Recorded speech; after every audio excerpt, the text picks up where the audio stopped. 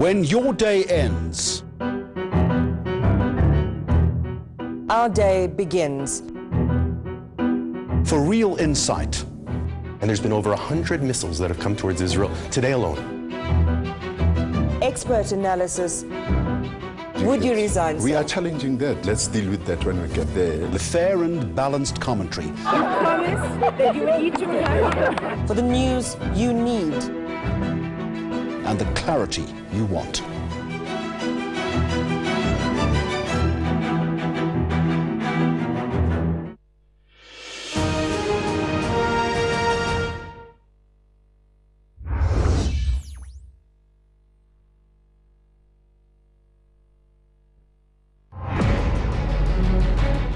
In this week's episode, she is celebrated internationally for redefining African beauty. But first, a blind man's tale of courage and triumph.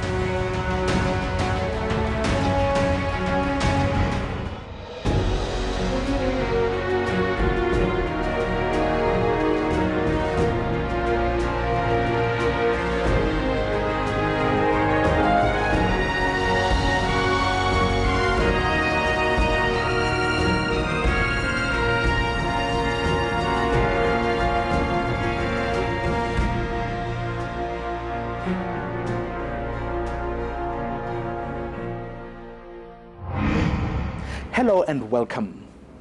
From day one, Western Cape resident Hein Wagner lived in a world of total darkness. He was born blind. But even when it was clear life wasn't going to be easy, Hein still pursued a life of adventure and excellence. In fact, as you're about to witness, Hein has accomplished things many sighted people can only wish for.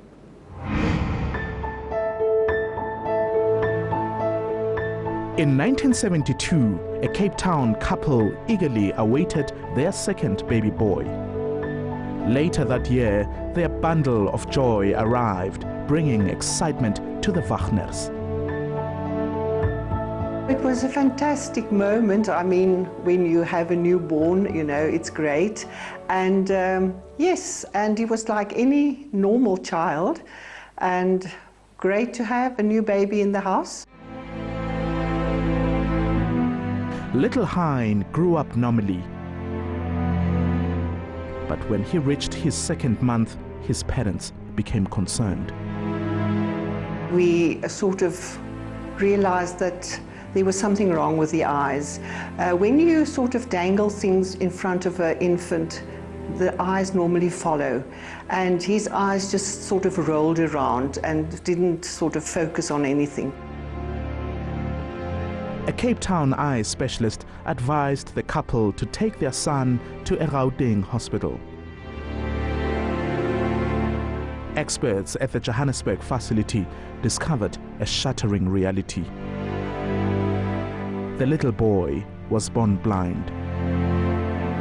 It's a sad moment, and you just feel for the child, actually, because life lies ahead, and what's going to happen in the future of this child's life. Despite the difficulties they faced with their son, the Wagners still raised their two children in the best way possible. In 1978, they sent Hein to a school for the blind in Worcester. I was quite terrified. In fact, that's my first memory of them leaving me behind in this place of unknown total darkness. And because for the first 5 years at home, of course, I could find my way to the kitchen, to the bathroom, to my bedroom, all over. And all of a sudden, I was in this unknown place. And people's perceptions towards his disability did not make things any easier. I remember specifically a sighted friend of mine, his mother, she always used to speak kind of through him to talk to me, you know, as if the blind guy's already dead and he needs a medium to communicate through. So, but I had to, in a way, accept it for what it is. And I then started to realize that, if you're blind, you are different. In his teenage years, Hein's character began to blossom. When he was in high school, He hitchhiked to Johannesburg without us knowing, so he was very adventurous from a very young age, and nothing seemed to be too difficult to do and to complete. And he did not allow his blindness to stop him from experiencing the beauty of life. Everybody around me, all the sighted people, were talking about this picture-perfect postcard view of this mountain. And I wanted to see it, no matter what. I also wanted to get an idea of what this thing looks like. By age 16, he would challenge himself and summit Table Mountain 6 times. So I climbed it once and I was like, okay, it gives me a fair idea. And I climbed it the second time, I climbed it the third time from a different angle, I climbed it the fourth time. I ended up climbing it 6 times. It was only the beginning of a fulfilling life for the Cape Townian. He went on to be part of a group that established South Africa's blind cricket national team, which won the first ever World Cup in 1998. The amount of joy that went through my entire being, through my entire existence that day, knowing that we secured the first ever World Cup for this amazing country that we live in, was so incredible that I wouldn't exchange it for anything. Absolutely nothing, not even the ability to be able to see. But his days of exploration weren't over yet. In 2005, I said, not only do I want to drive a fast car, I want to become the fastest blind man on 4 wheels. With the help of an instructor, Hein went on to set the world land speed record for a blind man at 269 kilometers an hour. In the years to follow, he kept surging forward, participating in the Absa Cape Epic, an 8-day mountain bike race. By now, Hein was hungry for greater challenges. In 2013, we visited him in Cape Town as he prepared for an international competition in the freezing Antarctica.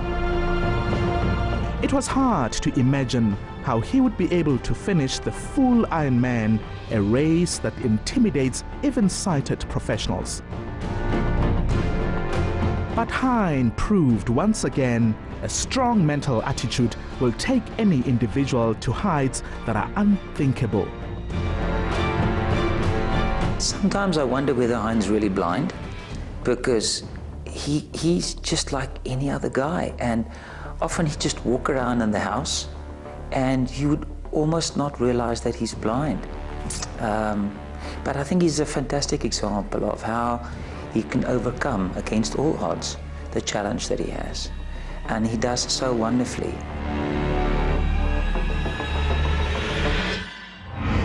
Incredible. Remember, we always appreciate your feedback. Against all odds at enca.com. You can also be in touch with us on Twitter and Facebook. Still to come, from a rural village in Botswana, she is now a supermodel in New York.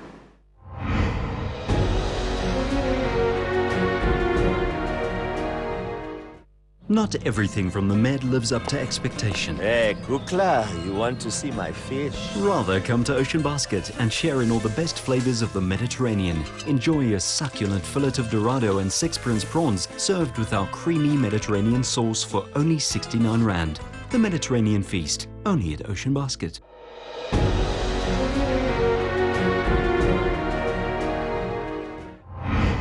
When Kaone Carrillo was running on the dusty streets of Botswana as a little girl, a life of fame and glamour was mere fantasy.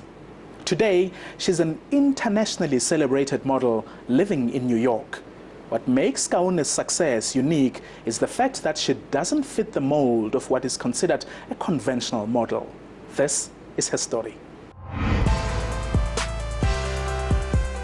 From cosmetics to clothing, she's a familiar face on the African continent and abroad. She has really built her way up through a very difficult industry, just with her personality and her drive, really. Kaone Carrillo is signed to one of the biggest modeling agencies in the world and now lives in New York. But before the catwalk and the spotlight, she was a simple rural girl with big dreams. Kaone was born and raised in a village in Botswana. My mother used to take us to Masimo, the farms where your grandmother, you are the scarecrow for the birds so that they don't eat her sorghum. And we hated it. I mean, as kids, you just think, oh, mom is the worst. But it wasn't. It was good for us. It was good character building. Although Kaone's family lived a simple life, she still had great aspirations. I remember watching TV and just wanting to be inside it. But my environment, the environment that I was in, didn't offer any way for that to happen. It didn't actually, it just seemed impossible. It seemed like it's just a far-fetched idea. But most importantly, she did not want to allow pessimism to creep in. When she thinks of doing something, she'll go for that and will always be positive of what she thinks. In 2005, Kaone's luck changed. She heard about auditions scheduled to take place at a television channel. I loved KTV at the time. I'm like, woo, this is it. I'm gonna go present because I loved television at the time. So I went thinking I'm auditioning for a TV show. But it turned out the company was looking for models. Typically, Kaone decided to give it a try. I can barely walk on high heels. My audition day, I was wearing a jumpsuit and some heels I'd borrowed from my aunt because I didn't have any of those things. To everyone's surprise, the judges chose an unprepared and intimidated Kaone.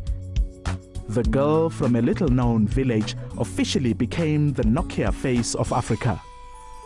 We used to talk and relate like mother and daughter and teacher and student. So she used to have some struggles in her life, and I felt that she needed that breakthrough, and I really know that she will use that to her advantage and also to the benefit of her family.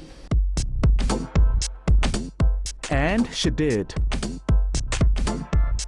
With the extensive publicity came her first gig in neighboring South Africa. In the next few years, Kaone would go on to use every opportunity that came her way to cement her place in the modeling world. She was prepared to take the next step. And the next step always in a model's career is going overseas. And she wanted to head to New York. And you have to understand that with Kaone, she's not your typical model that is just tall and beautiful and whatever. She's a little bit shorter than normal. But in New York, Kaone would face an acid test. We don't care about what you did in Africa. We don't care about what you did in South Africa. We don't care at all.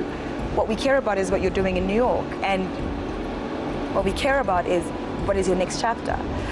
And it was a great humbling experience in the sense that it's like starting from scratch. Kaone pushed with all her might and handled disappointments well. Today, she is living her dream in the country known as the land of opportunity. But she hasn't forgotten the village that made her who she is. This next phase, it's very much about that. It's very much about talking to girls and giving these talks and being in a position to effect some positive change. There's no doubt African children are looking up to you, Kaone. Well done. Well, that's it for now. Join us again next time as we explore the lives of those who dare to dream, the people who are committed to making South Africa a country of possibilities. My name is Mphola Gaje. Cheers.